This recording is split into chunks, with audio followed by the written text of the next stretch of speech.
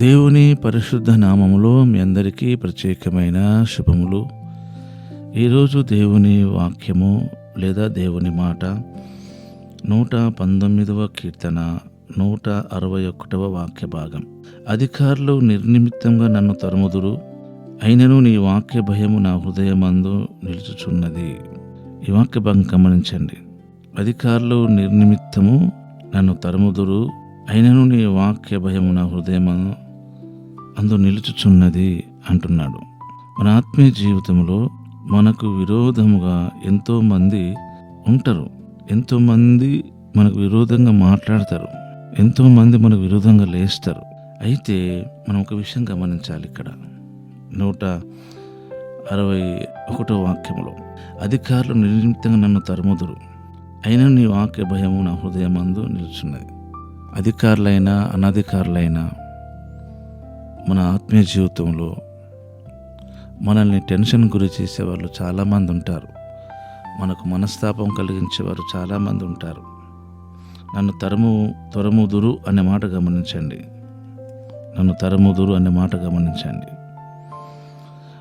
మనల్ని ఎవరు తరిమినా, దావీదు గారిని సౌలు కొన్ని సంవత్సరాలు తరిమాడు. తను చేసిన పాపమేమీ లేదు, దోషమేమీ లేదు.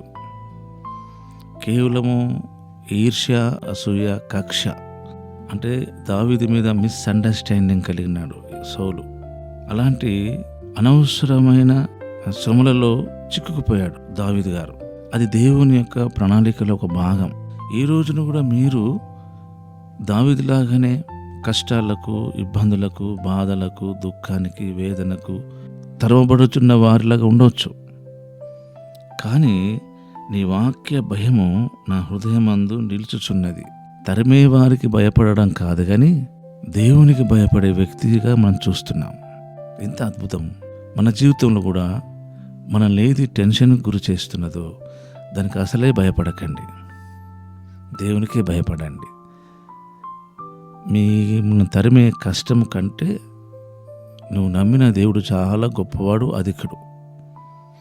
ఏ రోగము, ఏ ఫైనాన్షియల్ ప్రాబ్లం అయినా దానికి భయపడకండి. దానికి మించిన వాడు దేవుడు. కనుక నీ వాక్య భయము నా హృదయమందు నిలుచుచున్నది. కనుక దేనికి, ఎవరికి భయపడకండి. షద్రకు, మెషకు, అబేద్నెగోలు అసలు ఆ నెబుకద్నెజరు అస్సలు భయపడలేదు. ఆయన ఏమైనా చేసుకోమన్నారు. నీకు ఆన్సరు, నీకు ప్రత్యుత్తరం ఇవ్వడానికి మాకు ఎలాంటి అవకాశం లేదు, మేము ఆ ప్రత్యుత్తరం మీకు ఇవ్వము. ఆయన ముఖము వికారం అయిపోయింది.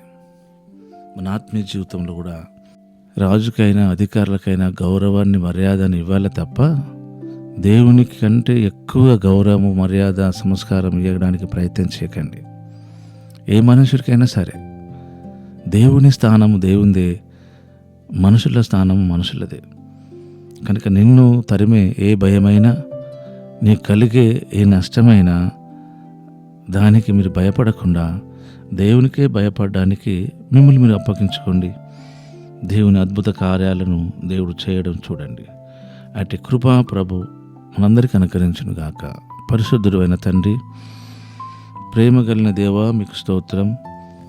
ఇది నా వాక్యం కొరకు కూడా నీకు వందనాలు చెల్లిస్తూ మనందరిని దీవించమని, ఆశీర్వదించమని, మహిమ పొందమని యేసు నామములోనే ప్రార్థిస్తున్నాము తండ్రి. ఆమేన్.